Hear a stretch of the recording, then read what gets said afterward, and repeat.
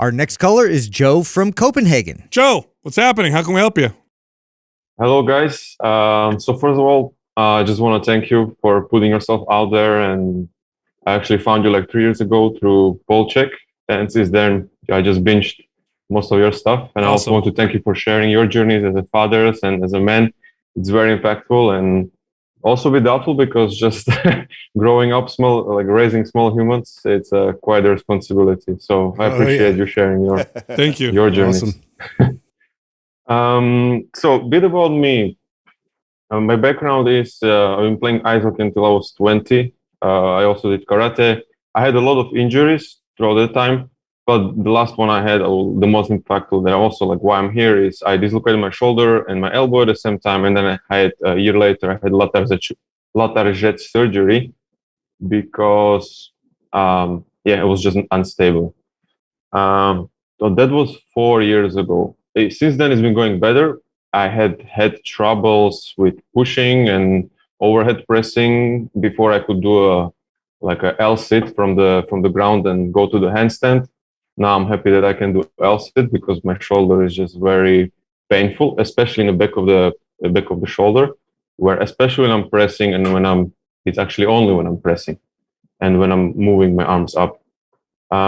So I have been doing I did MAPS anabolic. That helped because I also did additionally only one-sided dumbbell rows, presses, and kettlebell presses, and then like high reps of those. But it's been very slow. So in 4 years, I have not been able to recover. I was able to shoulder press like 24 kilograms with one hand, but now I can do 20, and it's painful. So the question that I have really, and I skipped a little bit, but the question that I have is, what would you recommend? Would you recommend doing like something like symmetry or, and also I skipped something. So I don't have a gym membership. So the part of the problem is that I was coaching. So I was a fitness coach. I don't coach anymore because of the finances and stuff. So I started doing gardening, and I also canceled my gym membership because of that. So right now I'm doing gardening, day job. I am doing band training and calisthenics. And beside that, I'm trying to get bigger and stronger and most importantly, fix my shoulder so I can actually get bigger and stronger without problems. Okay, let's back up for a second. Okay. Yeah, I got carried away. The surgery. Okay, so that's a lot of good information. Yeah. So lateral jet surgery. This is the one where they remove some bone from a part of your body, attach it to the top of the shoulder, the humerus, and they try to create basically a tighter shoulder socket to prevent further dislocation. Is that correct? Yes. They reposition. They take the bone from the glenoid and they put it on they put it on the glenoid. They take a bone from around the clavicula.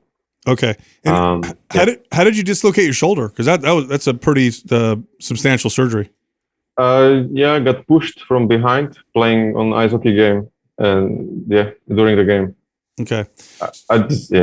Okay. So traditional mobility work, and because here's the deal: your structure is different now. Yeah. Okay. So when they do that, they've changed your structure, which essentially means all of the muscles and supporting structures. You literally have to relearn new patterning. Whole new recruitment pattern. Yeah. Okay. So it's not like it was before. So even if you had the old recruitment pattern, which you probably still lost because you went through the injury process and the surgery, even if you had that, it still would need to change a little bit because your anatomy is now different. Okay. So your anatomy has changed in a small but significant way. So correctional exercise is going to be paramount right now. MAPS Prime Pro has shoulder movements in there that I think you should do on a daily basis. And I think you should do them slowly and carefully with intention. And I don't know if you can expect to get back to where you were before, but you could definitely go a lot further than you are right now. So that would be the priority, is what I'd focus on. Yeah. As far as your workout is concerned, MAPS symmetry would be the way to go, but you don't have dumbbells, do you? No, I have kettlebells. Okay. Wow. You're okay then. I think you can modify it. You'll be all right. You could do it with kettlebells. Yep. Yeah, I think too, like you said, in terms of like really hyper focusing on what's your mobility issues, and repatterning that whole process. But then too, like after you get through kind of that isometric kind of kin stretch type of work, to add load, I'd very much like start with rubber bands with that as your next kind of follow up to that, just because of the load damage with that, and also like the consistent sort of resistance that you're going to have to then, because you just got to take some time to realize, like, you have to reteach, that function out of that shoulder before we really start to kind of get to where I know you want to go, because you've been able to lift, quite some weight there with your shoulder before, but to reteach it and then also go through kind of more unilateral work so we can simultaneously kind of have both sides work their way up together, so it's not just a fully bi-loaded situation. Let the weaker side dictate the weight, by the way. So don't lift more weight just because you're stronger on your other shoulder. Do exactly what you do on the weaker side on your stronger side. Otherwise, you'll maintain an imbalance if you continue to lift different weights. So let me make sure I'm hearing you guys correctly then. So then the prescription here is we're going to send you MAPS Prime Pro. Do the shoulder work in there like as much as you can, really, because it's just I would do it several times a day. Yeah, multiple times a day if you can, so that go follow what it says for shoulder in there, and then progress into symmetry. When you run symmetry, we're going to use kettlebells. Where you want to incorporate bands? Potentially. I wish, because in MAPS bands we have band distractions, which is kind of what I'm alluding to in terms of like adding resistance to your mobility moves. Do you have bands? Yeah, I have bands. Okay, so then why don't we give him bands and then specifically take the band distractions and implement that? There you go. So it's basically like our frequency builder days, like in between. So you would be doing that full session there to kind of work your way back with bands resistance. Yeah, but think of it this way, Joe. If you were to learn how to walk, and let's say you started learning how to walk, okay, and you had to really focus on your technique because you're learning how to walk. If someone told you to run real fast and you tried, you might be able to move faster, but your technique would go out the window because now you're trying to do it with speed and intensity. Okay. Because of your shoulder procedure, you have to go light, slow, and really, really focus on developing new recruitment patterns and recruitment patterns that work for you. If you push intensity and speed too soon, you will be able to lift more weight and you will be able to move faster, but your body's not going to go and develop. The momentum's going to mask, some of those disconnects. Yeah. Okay? So we want to reconnect the entire way through, and that's why bands are great for that, because there's no sort of getting around the fact that you're going to have resistance in every portion of that rep. A way for you to measure or know if you're on the right track to what they're saying is Prime Pro. The real goal of what we just gave you and everything we said is to get perfect at those shoulder movements. So when you in the video demos, you're going to see Justin doing a bunch of the moves. I think you're doing most of the moves in there, right? Yeah, in Prime Pro, usually. So Justin's doing most of the moves in there. You want to get to a place with your shoulder to be able to perform the movements as well as he can. That's more of a priority than loading and going heavier with your kettlebells. So make that the priority, is getting really good at that, intensifying that workout more than trying to intensify the weight training workout. Yeah, one last thing. In the shoulders are complex joint. It's not just the shoulder, it's also the scapula that has to learn and develop recruitment patterns that are now going to be favorable considering your slightly altered structure. In Prime Pro, there's scapular movements and shoulder movements. Do them both. Yep. Okay. Yeah, scapular circles. But this surgery was 4 years ago. Since then, I've been doing Brazilian Jiu-Jitsu. I actually got my blue belt and I won competitions. But still, my shoulder is just weaker, and I've been trying to work through it. Listen, I'm not telling you rehab stuff. Yeah. I'm telling you how to get your shoulder to stop hurting. Yep. So you've gotten stronger.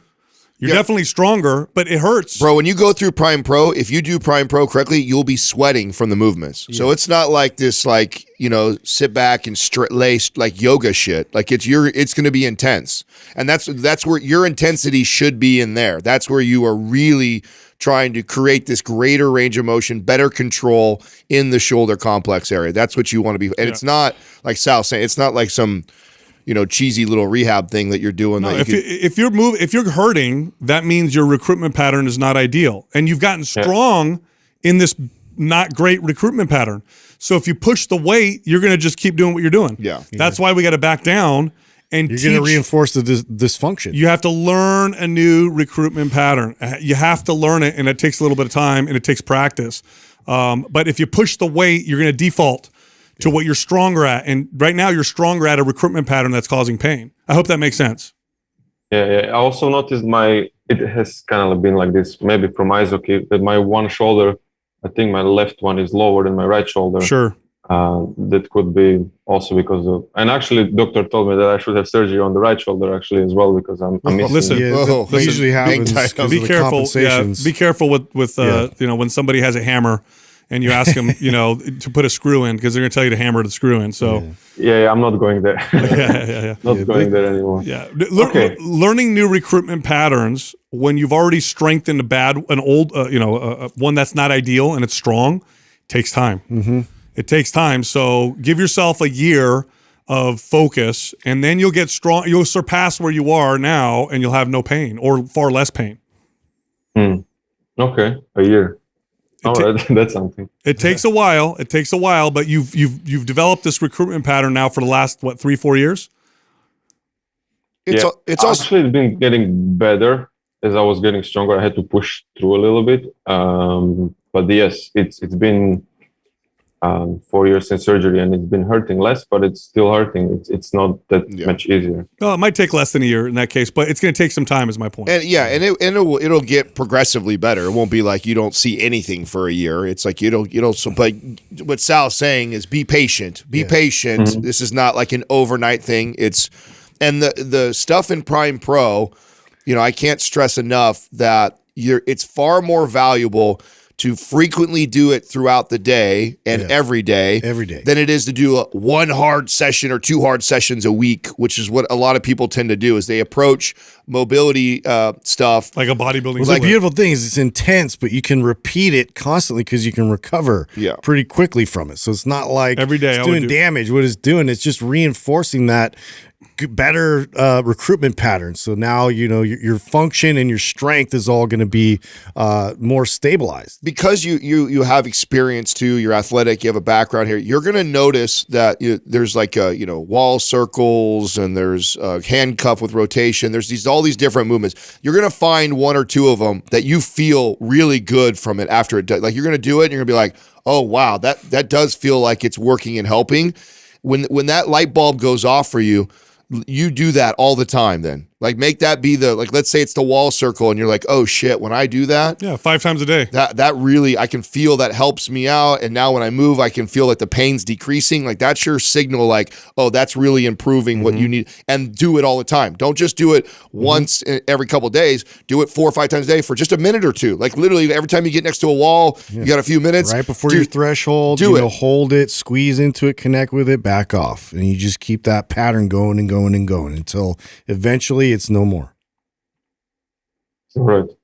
All right, Joseph. Thanks. So we'll send those to you. Thank you, guys. I have another question. It's a bit sensitive, but if you don't mind, I'll. Sal is very sensitive, so go ahead. I've noticed. Defer to him. Okay. Don't hurt my feelings. So there is a lot of, not much information. How do you? So in my family, it's been genetically problems with hemorrhoids, and I find very hard to work out, especially to push harder with that kind of issue, because if I weight lift, it creates pressure. It creates internal pressure, and then it flares up hemorrhoids. And it's not enough information out there to figure out how to work out around that, or just give it a rest and wait. I don't know. Do you have anything there? Yeah, well, okay. So the experience I have with this is when I would train postpartum women. So hemorrhoids was very common in women who just had a baby. It's super common. I think like 70% of Is it women really that have some- high? Yeah. It's, Wow. pretty high. I didn't know Yeah, it it's was pretty. that I mean, you're pushing a baby out. So. Yeah. high. But I didn't realize it was that high. Yeah, and then they would hire me, and I would do strength training with them, and of course, this would oftentimes become an issue. So, number one, the number one factor that helped was modifying their diet. Lots of fluid and a high fiber diet without really preventing any kind of straining or constipation. So they would eat well cooked vegetables. They would add psyllium. Psyllium husk is a really, really good supplement for them. So they would start the morning off with a serving, like a tablespoon of psyllium husk with 2 glasses of water. You have to have a lot of water with psyllium, otherwise it actually acts in the opposite, okay? So that made the biggest difference. Then when we would work out, I would have them, and this is the thing with this, as it gets better, you can start to train with higher intensity, but in the beginning, you have to learn to breathe and relax the body and focus on the target area. So this is not an ideal way to lift heavy, right? When you're lifting heavy, you want to activate everything, and you want to strain and struggle. But with something like this, I would have them, while they're doing it, try to keep the face relaxed. You can brace the core, but don't create lots of internal pressure in the core. This is the opposite of what I would tell somebody when they're doing a heavy PR. Okay, so heavy PRs are probably out of the question. So they would breathe out, relax the face, focus on the target muscle, and that usually would create less pressure on the area that they would feel it negatively otherwise. But the fiber, well cooked vegetables, the psyllium husk, lots of fluid, that made the biggest impact. Okay. All right, I appreciate it. you got it. Thanks for calling in, Thank Joe. All right, man. Thank you, Adam. Sal, Justin. You got it. Appreciate you Yeah, guys. dude. Thank you, man. Keep You got going. it. Remember when I helped you with that, Justin? When you had those? You're real hands on with that. I appreciate that.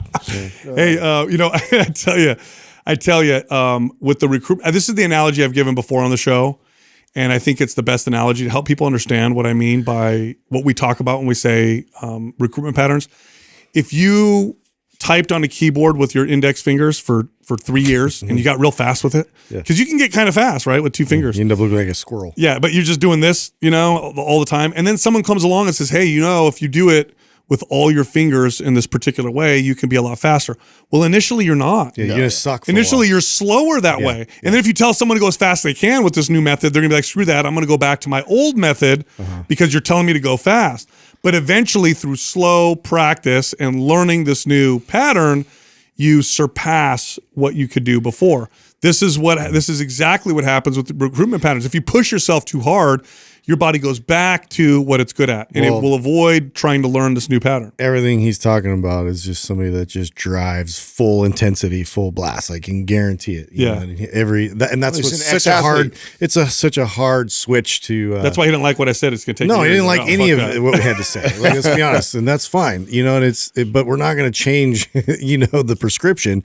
It is going to help and going to benefit, and it's just sometimes you just have to step out and be like, I need to take care of this. I have to take care of my body, and I have to allow this to, fully recover. I have to retrain it. I have to relearn how to use, my shoulder adequately. And that takes time. Maybe one of the hardest people to help virtually that we've had yet. I mean, just really tough to communicate without. It's a tough one to articulate. Yeah, without seeing that person move and then be able to put them in a more advantageous position and then say, "Feel that? Yeah. Right. That's what I need you to you know what I'm saying? Like, It's gonna be all hard, feel and slow. yeah, and control. real hard for us to communicate that with such a unique surgery and all the potential ways that he could be moving well or not well. Right. And then you add in the hemorrhoids on top of that, and then addressing that. I mean, that's a tough. I mean, I felt like the advice was really good. I just hope that I tell you, if I didn't have, I hope it reresonates a little. I mean, if anything. and if I didn't have experience training, I trained a lot of postpartum women. That was 100% a common thing with them. That's the only reason why I know what to do there, because I would work with their doctors. Yeah, so I hope that he sticks with the trust the process and then also stays in touch with us, because that is a tough one to try and to mend virtually.